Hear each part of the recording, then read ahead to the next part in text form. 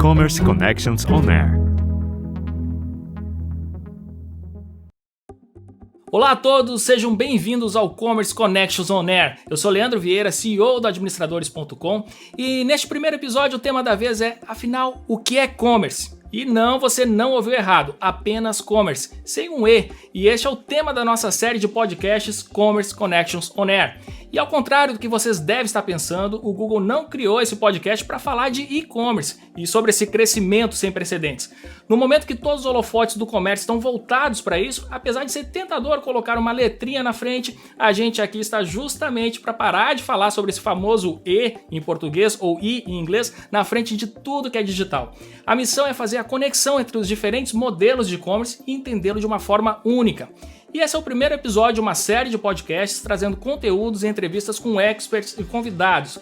Esses conteúdos e exemplos vão te ajudar a navegar pelas transformações de e-commerce, uma vez que as estratégias que nos trouxeram até aqui não serão mais suficientes para nos levar adiante. Queremos trazer para empresas de todos os tamanhos que fazem parte desse ecossistema de e-commerce insights e conhecimento de ponta para deixar o seu negócio pronto para o hoje e para o que está por vir. E mais uma vez, sejam bem-vindos ao Commerce Connections On Air. Roda a vinheta. Commerce Connections On Air.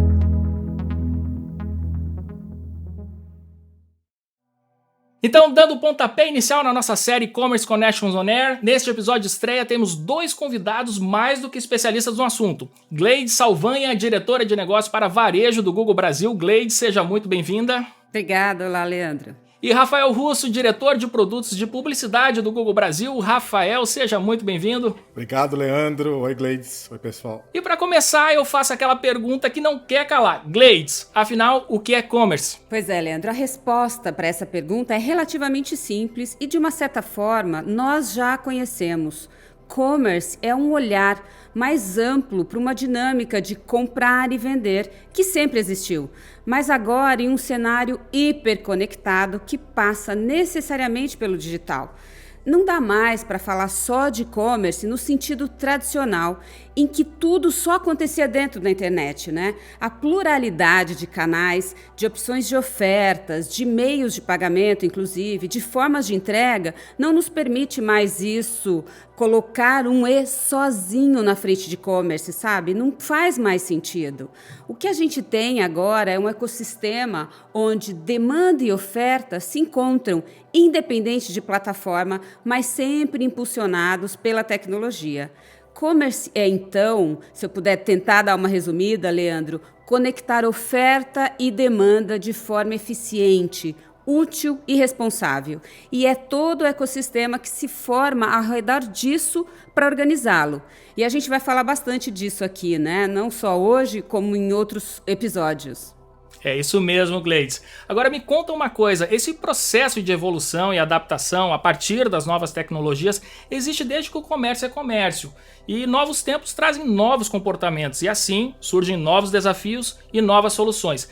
Então, para falar de presente e futuro, a gente tem que entender um pouco de passado também, né? É isso mesmo. Antes de olhar para frente, é importante entender como a gente chegou até aqui e como o comércio mudou ao longo desses séculos, né? Quando pensamos no valor da intermediação, nada mais é do que o papel dos diferentes atores nessa cadeia de compra e venda.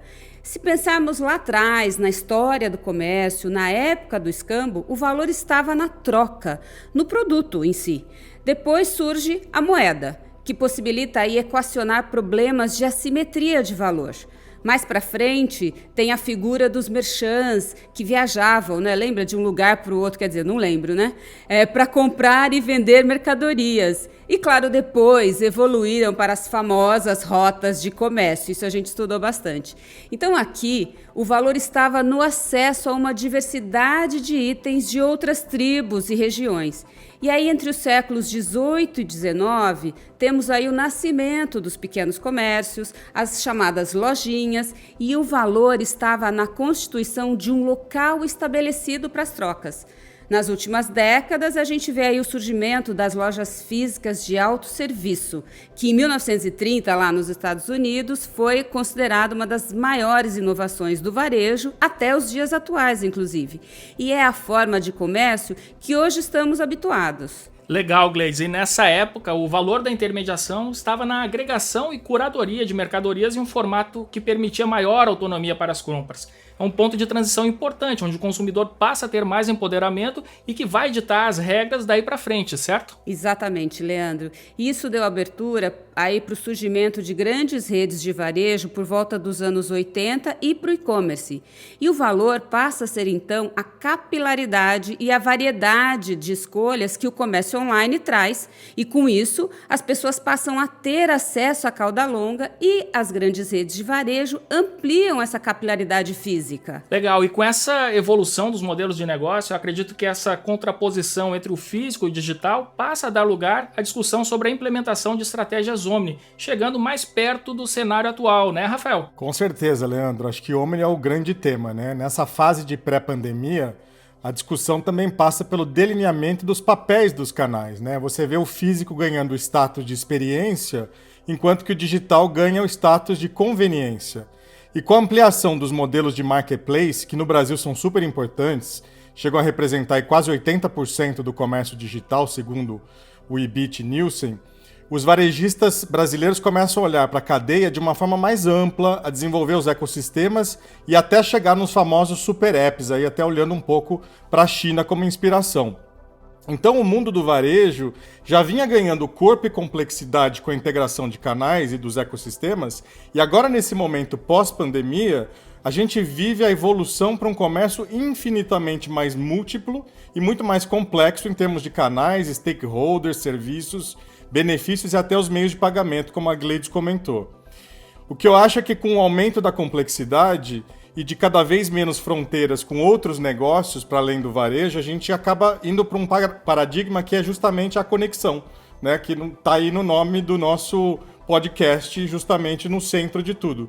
Por isso que a mensagem é justamente Commerce Connection, né? A gente tem que pensar na conexão tanto quanto no comércio.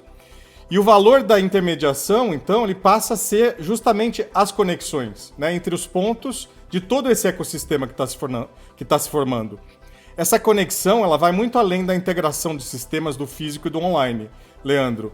Afinal, o digital não significa simplesmente estar conectado. A gente sabe que é um desafio enorme, é preciso encontrar um mix disso em tudo que seja reconhecido como alto valor pelo consumidor e que, ao mesmo tempo, seja sustentável para o negócio, né? E essa conexão imprime um jeito novo de pensar e de operar para o negócio. A gente precisa aprender que agora, como a Gleides falou, tudo é commerce, né? Todos os processos são commerce. Olhar onde podemos aportar mais valor em toda essa cadeia, não só ali no finalzinho da cadeia. E nesse contexto, a gente está falando de um conjunto de novos comportamentos e modos de fazer negócio, onde não importa mais qual é o dispositivo que eu estou usando, qual é a plataforma que eu estou utilizando, onde que a compra é feita. Tudo é importante. Acho que um exemplo claro é pensarmos como vimos num estudo que o Google fez com a Euromonitor, em que 85% das vendas do varejo acontecem nas lojas físicas. A gente sabe da importância da loja física, mas de alguma forma, mesmo acontecendo na loja física, eles passaram pelo digital. 55% dos brasileiros declaram que usaram sites de busca na sua última compra, segundo um estudo da Kantar com o Google. Ou seja, não é mais sobre o e-commerce, aquele que começa e termina no digital, mas é sobre o comércio como um todo, que começa no digital e pode acabar em qualquer um dos canais, né? É uma experiência fluida, transparente entre consumidores e marcas. E essa é uma complexidade que a gente acredita que todo e qualquer player que quiser fazer parte desse ecossistema tem que dominar, Leandro. Sem dúvida, Rafael. E entendendo melhor a história do comércio e como que a gente chegou até aqui, é interessante notar que a conexão e o comércio andam juntos desde o começo.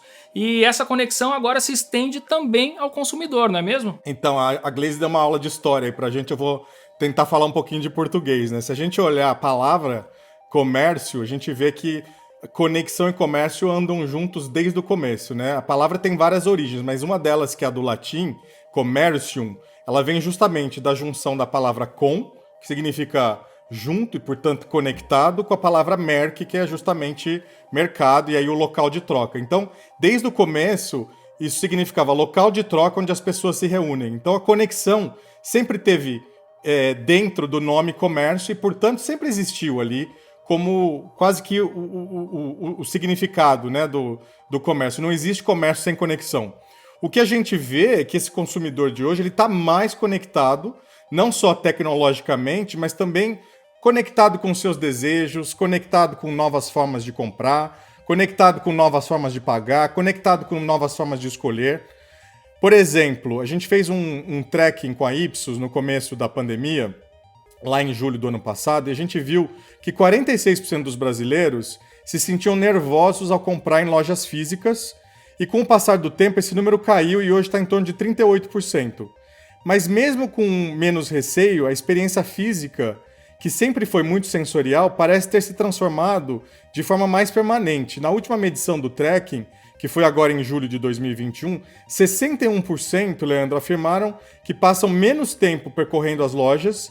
E olha, pasme aqui, 55% estão dizendo que evitam tocar e sentir produtos. Quer dizer, mudou, e a gente acredita que pode ser que mudou para sempre, né? Essa forma de engajar ali no varejo físico.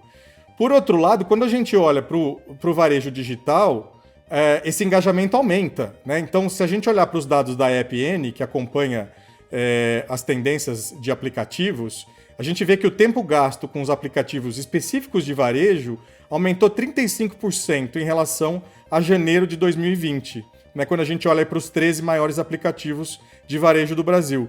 Quer dizer, isso tudo muda a lógica e as premissas de consumo. Ele é um consumidor que está querendo aquele touch and feel, às vezes no próprio digital, né? E vai ainda para a loja, mas vai com uma outra agenda quando ele chega na loja, né? Então as mudanças de hábito são claras, a gente vê muito mais opções de escolha do que nunca. O consumidor está muito mais empoderado do que nunca, tem mais autonomia, está mais consciente, está mais exigente, e as jornadas elas ficaram menos lineares, né?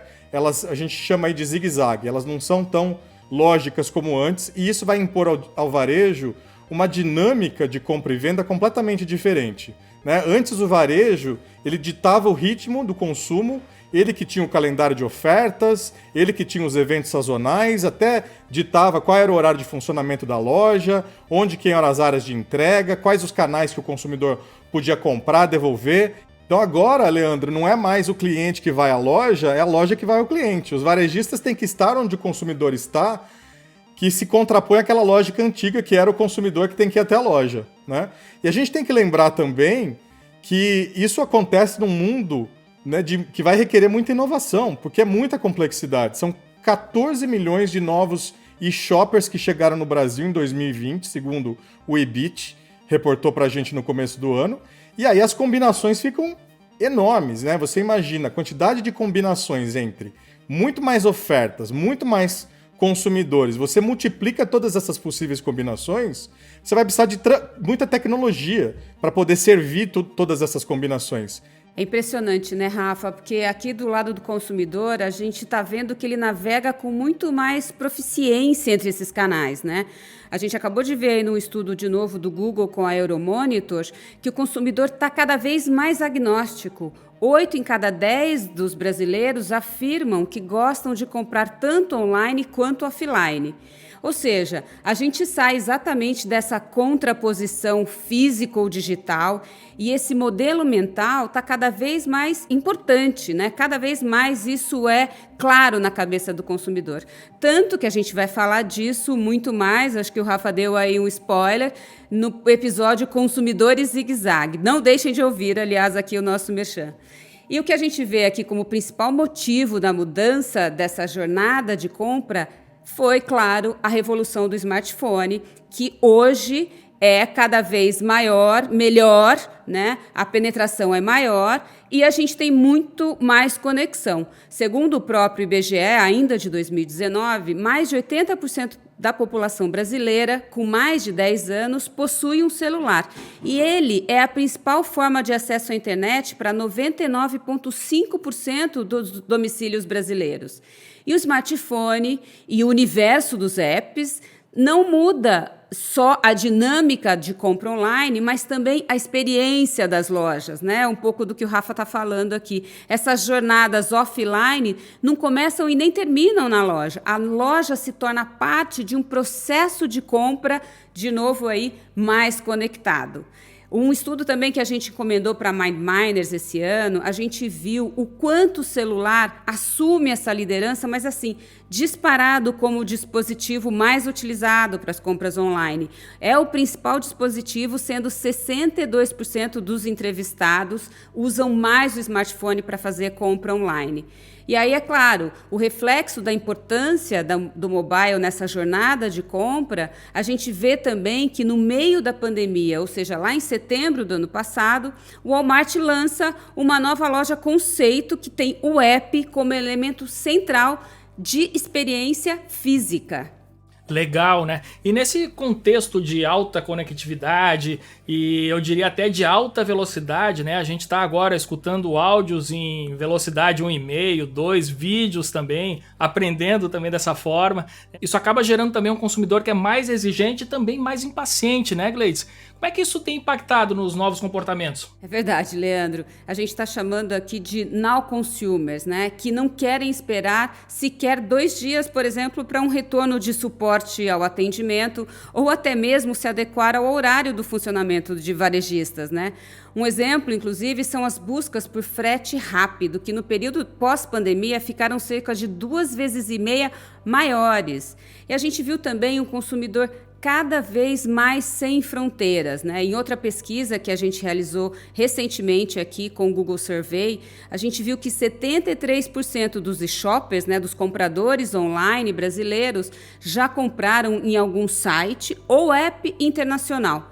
E essas buscas por varejistas, que a gente chama cross-border, os varejistas internacionais, cresceram, Leandro, 131% entre janeiro e abril deste ano versus o mesmo período do ano passado. E ainda neste mesmo período, segundo dados do EPN, o varejista de Singapura Shopee e o de moda chinês Shein lideraram em primeiro e segundo lugar, respectivamente, o ranking de média mensal de app downloads no Brasil. Inimaginável isso antes, né? E aí outras características importantes é um consumidor mais pragmático e consciente das suas escolhas. E muito antes da pandemia, inclusive, a internet já tinha evoluído de uma ferramenta de busca de preços para, de verdade, uma ferramenta onde você compara absolutamente tudo, né? 59%, inclusive, dos consumidores afirmam que se sentem empoderados ao comprar online por tomar decisões mais informadas, né? E a gente também viu isso no Euromonitor, no estudo. E 74% afirmam que visitam diversos sites antes de decidir o que e onde comprar, segundo ainda dados da Ipsos conosco, né? O tracking que o Rafael, inclusive, comentou. Ou seja, de novo, esse meio confuso da decisão, esse zigue-zague está cada vez mais presente, né, na nossa vida. E aí, para entender um pouco essas transformações na jornada de compra, nós também fizemos um estudo liderado pelo Google Inglaterra em 11 países, incluindo o Brasil. E aí foram mais de 31 mil simulações, Leandro, de compras com consumidores. A gente descobriu que o gatilho e a compra, né? Entre o gatilho e a compra, o consumidor é hoje apresentado a uma vasta quantidade de informação e aí essa tomada de decisão está cada vez mais longe de ser linear. E foi um pouco que o Rafa já comentou aqui. A gente está chamando isso desse meio confuso na hora de decidir até efetuar a compra. E o que a gente viu durante a pandemia também é que essa tomada de decisão e a jornada online se tornaram cada vez mais importantes, mas também complexa e diversa, né? Ou seja, de novo esse meio ficou mais confuso e ainda mais embolado, né? O reflexo desse comportamento a gente viu também nas buscas, né? Principalmente sobre produtos na categoria do varejo, que aumentou 36% num período de 15 meses pós-pandemia para o mesmo período pré-pandemia, né? Ou seja, os consumidores estão buscando e se informando cada vez mais antes de decidir uma compra. E aqui a gente acredita que, claro, o desafio para os varejistas é navegar nessa não linearidade, né? Andar lado a lado com o consumidor e ajudá-lo a escolher o melhor produto para sua necessidade e ter aí a segurança para efetuar a compra, seja ela onde for melhor para esse consumidor. Bom, e com esse consumidor que está cada vez mais conectado, cada vez mais autônomo, a gente volta à nossa reflexão sobre como aportar valor entre os elos da cadeia, de forma a tornar a experiência única e também relevante. Rafael, na sua opinião, como ser relevante e ter sucesso nesse cenário? Pois é, Leandro. Diante desse contexto, fica bem claro que a complexidade aumentou e a concorrência está mais acirrada, né? Presente nessas diversas etapas da cadeia. Olha, eu pensaria em 5 áreas, Leandro. A primeira eu acho que é marca. Manter a marca forte para fazer parte do rol das marcas que entram nas jornadas de compra. A gente sabe que as empresas que investem em marca têm melhores resultados no médio e no longo prazo. Teve um experimento que foi feito por uma seguradora inglesa, a DLG, que inclusive ganhou o prêmio de eficácia da IPA em 2018, que é a BAP lá da Inglaterra.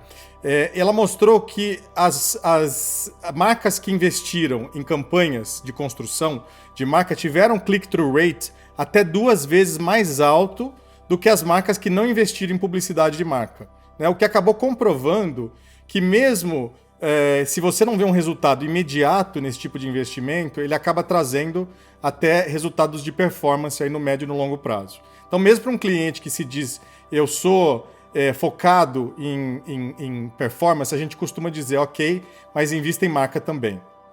Leandro, a segunda são os aplicativos. A gente está numa revolução aí dos aplicativos e hoje considerar a base instalada dos aplicativos como um grande ativo é super importante para as empresas, porque os aplicativos, no fundo, quem usa aplicativo acaba gastando mais. A gente viu num estudo do Apps Rising Research que eles compram mais frequentemente, de fato 33% mais frequentemente, compram mais itens, chega a ser 34% a mais e gastam mais. Quem compra no app gasta 37% a mais do que quem compra fora do app.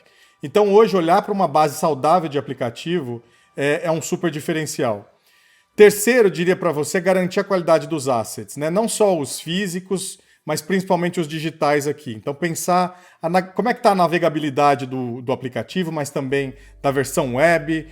A gente sabe hoje que velocidade é super importante, tempo de carregamento. Foi feito um estudo da Deloitte que mostrou para cada 0,1 segundo que o site carrega mais rápido, ele chega a aumentar a taxa de conversão do varejista em 8%, Leandro. Imagina quanto de resultado isso não gera. Então, é um bom investimento você investir aí em usabilidade do site, velocidade.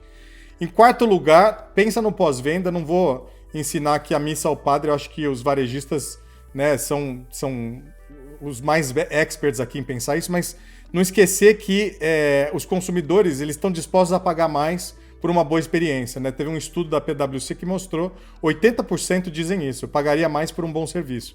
Então repensa como é que está a experiência de loja, como está o serviço de entrega, como está o seu suporte ao consumidor. Não é só a venda, mas é todo o processo até o pós-venda. E aí, por fim, eu diria uma quinta área, que não é menos importante, a questão que acho que a Gleides comentou bastante, da multicanalidade. Né? Como é que está a lógica de repensar esse consumidor zigue-zague e como é que você pode ser agnóstico de canais na sua entrega de valor, de ofertas, seja o canal, seja o dispositivo, seja a plataforma onde você faz o seu commerce hoje em dia. Excelente, Rafael. E outro fenômeno que a gente viu e que está vendo, né, foram os varejistas indo às compras. Né? O movimento de fusões e aquisições ele tem sido motivado, sobretudo, pelo crescimento dos modelos de negócio que são caracterizados como plataformas e ecossistemas que crescem de forma exponencial a partir de bases de clientes e recorrência, integrando varejo, marketplace, serviços financeiros, conteúdo, mídia, entretenimento e outros serviços. Isso quer dizer que o destino de todo varejista é se tornar um ecossistema ou fazer parte de um? Todo mercado vai atuar nesse modelo de marketplace, Gleides? Olha só, Leandro, a gente acredita que não, né? Apesar da concentração no e-commerce, o mercado brasileiro varejista ainda é bastante desconcentrado. Mais do que tentar virar um grande ecossistema ou se juntar a um, cada negócio deve olhar a sua vocação e em qual parte dessa cadeia consegue aportar mais valor e de verdade se diferenciar, né? E é interessante pensar que nesse ambiente de ecossistemas cada vez mais complexos e com fronteiras entre setores menos definidas, o céu é o limite para a inovação e para novos modelos de negócio. Nos Estados Unidos, por exemplo, grandes varejistas como Walmart, Kroger, Target e Amazon vêm ampliando seu escopo e fortalecendo aí braços de negócios, desde finanças até serviços de saúde. O Walmart já vinha investindo no negócio de saúde e aí está ampliando cada vez mais a sua atuação com clínicas de saúde, com serviços a um preço super acessível e conteúdos também, como o Wellness Hub, um guia online para uma vida saudável, além de um podcast, o Live Well, com dicas para uma manutenção da saúde, né? Completamente aí, teoricamente, né, fora do escopo do core do negócio do Walmart. E não precisa ser uma gigante do varejo que vende de tudo para pensar, claro, em ampliar o escopo de atuação. O e-commerce americano de pet, Chewy, durante a pandemia, inclusive, começou a ofertar serviços de telemedicina veterinária para os seus clientes como um benefício do programa de lealdade, né? E foi super bem recebido. E aí, quando a gente amplia um pouco a lente, de novo, tudo é e-commerce. É sobre esse olhar mais amplo e as conexões que podem ser feitas muito além do varejo, como conhecemos e queremos falar nesse podcast. Se o novo paradigma está na conexão, as empresas precisam ampliar seu valor na cadeia ao se tornarem o elo não somente entre a demanda e a oferta, aportar valor na experiência ao ser um conector, por exemplo, entre vendedores e compradores, né? Isso é super importante, garantindo aí um bom equilíbrio entre prateleira infinita e curadoria. A outra coisa é a compra atual e a futura, por meio de programas de relacionamento que entende que o valor do cliente não se mede somente pelo quanto ele gasta, mas pelo valor potencial de relacionamento recorrente que ele tem com esse cliente. Aliás, recorrência é uma grande palavra no varejo, né? Também entre o consumo e o seu impacto na sociedade, né? Acho que todo mundo está bastante atento e tem que estar atuante frente aos desafios da sociedade contemporânea. O nosso famoso ESG, né? Tão falado e super importante, com muitas empresas já se engajando. E, claro, as empresas precisam, acima de tudo, estar bem conectadas com esse espírito do tempo, com as incertezas que a gente está vivendo, com esse mundo que em inglês se chama bunny e em português seria funny, né? Que é esse mundo frágil, ansioso, não linear e incompreensível. E sim, as empresas também precisam ser capazes de adaptar e responder agilmente a todas essas mudanças, Leandro. Show de bola! E, Rafael, fechando aqui esse nosso assunto, onde é que o Google entra nisso tudo? Olha, Leandro, em primeiro lugar eu queria deixar claro que nós não temos nenhuma ambição ou pretensão de nos tornarmos um marketplace, muito menos um varejista, né? A forma como o Google aporta valor nessa cadeia é justamente apoiando nas conexões, como a Gleides citou aí tantas vezes. E acho que é legal a gente voltar na missão do Google, né? A missão do Google é organizar as informações do mundo e torná-las universalmente úteis e acessíveis. Então, quando a gente traz isso para o commerce, não vai ser diferente. O que a gente quer? Ajudar as pessoas a descobrirem e comprarem os produtos que elas amam e precisam, sejam esses produtos de um grande varejista, de um pequeno comércio familiar, de novas marcas aí do famoso DTC, né, o Direct to Consumer, que querem se conectar diretamente com eles. Não importa de quem. Nossa missão é juntar e conectar.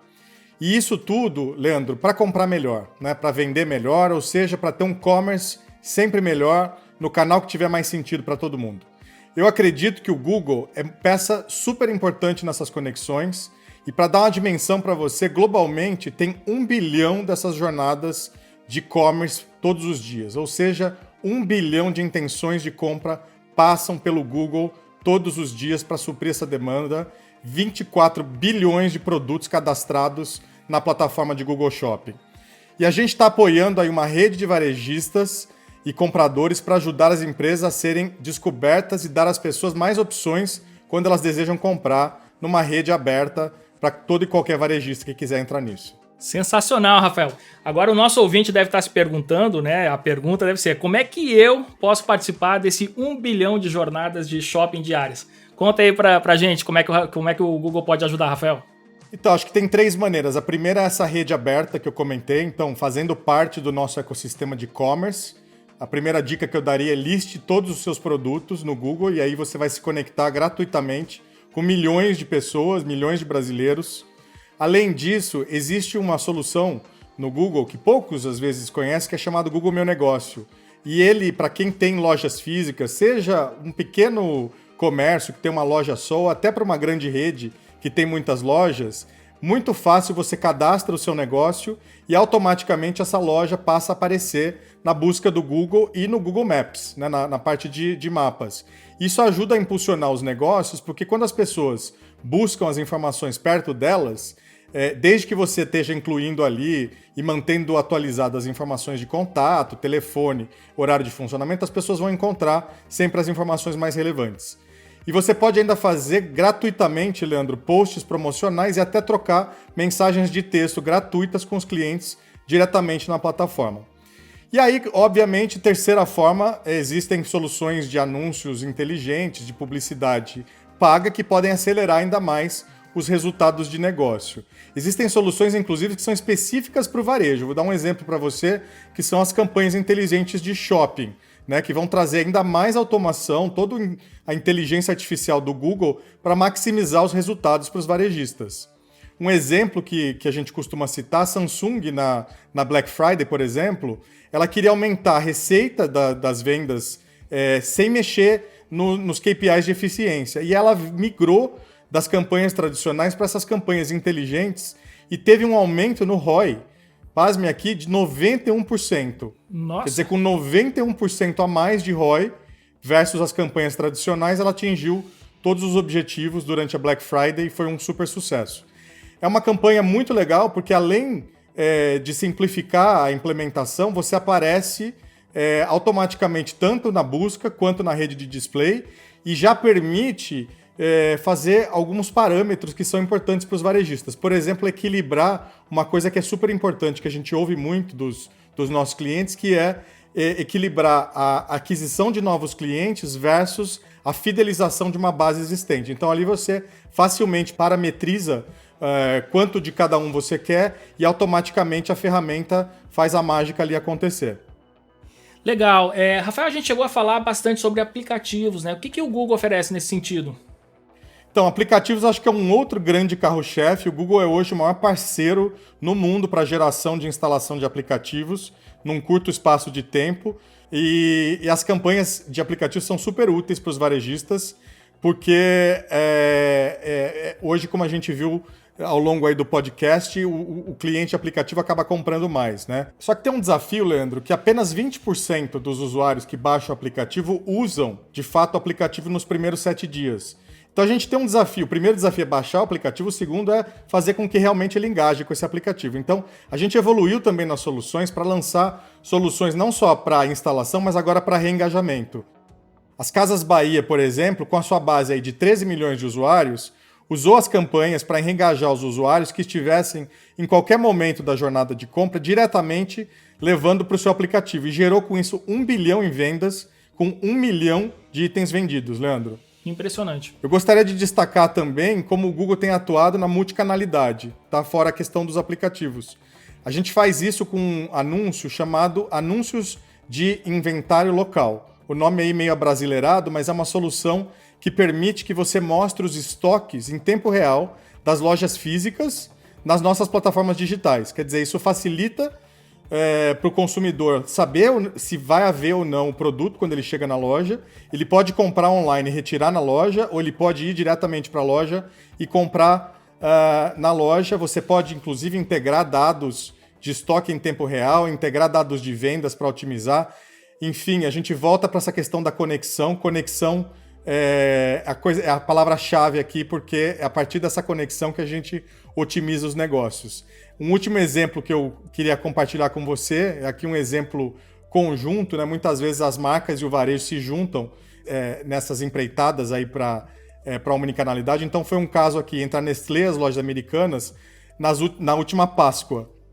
E aí os consumidores podiam comprar os ovos de Páscoa online e retirar os produtos em mais de 1.700 pontos físicos das lojas americanas. Isso deixou a visita ao ponto de venda muito mais assertiva, evitando aglomerações num período de alta sazonalidade. Um ponto positivo é que 54% dos clientes que praticaram a modalidade de retirada na loja física fizeram um upsell, Ou seja, compraram outros produtos quando chegaram na loja. Então, não foi só aquilo que a Nestlé promoveu, mas acabou gerando mais resultado ali para Americanas na ponta. Cara, super interessante, Rafael. E acho que a gente deixou aqui bem claro, né, que apesar do cenário de e-commerce estar mais complexo, existem muitas formas de se construir conexões relevantes, né? Certíssimo, Leandro. Eu falei aí muito sobre conexão de dados. Hoje, mais do que nunca, dados está no centro, né, da evolução para o varejo. Tecnologia, o Google vai muito além dessas soluções de publicidade, tem toda uma área de cloud.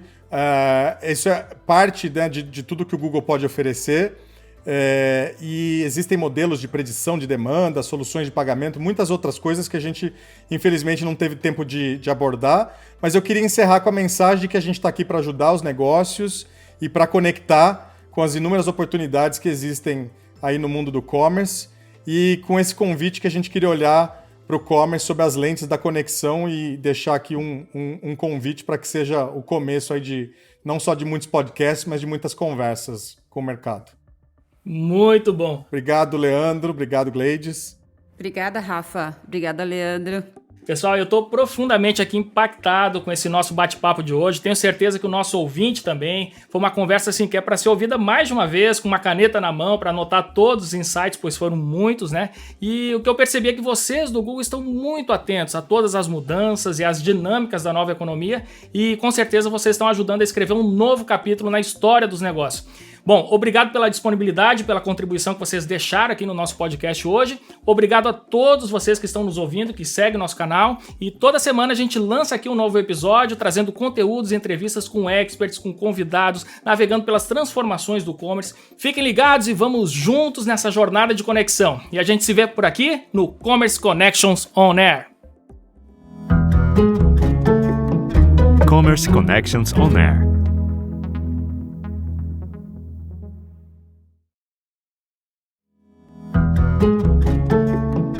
Commerce Connections On Air.